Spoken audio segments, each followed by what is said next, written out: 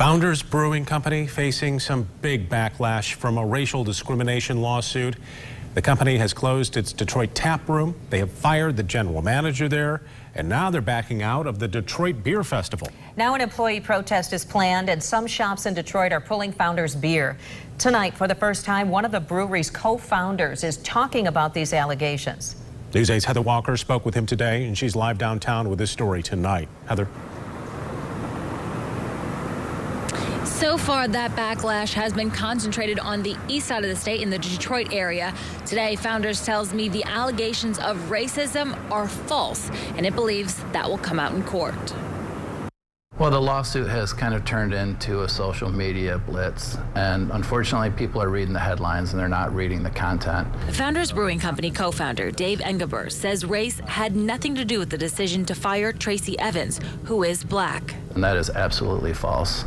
Unfortunately, our former employee, was not able to do the job that we paid him to do.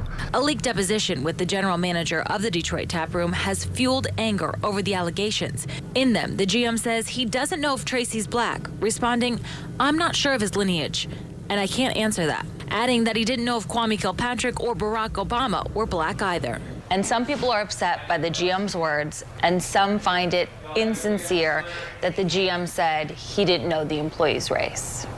The deposition was leaked, and it's really an unfortunate situation. We do not stand by his deposition.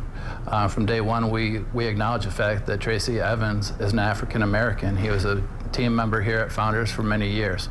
I can't speculate on what Dom was thinking at that time. The GM has since been fired.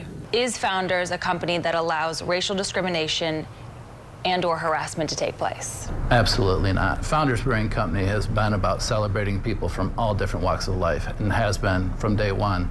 It's really the reason that Mike and I got into this industry, because we feel so strongly that beer is the conduit that brings people together.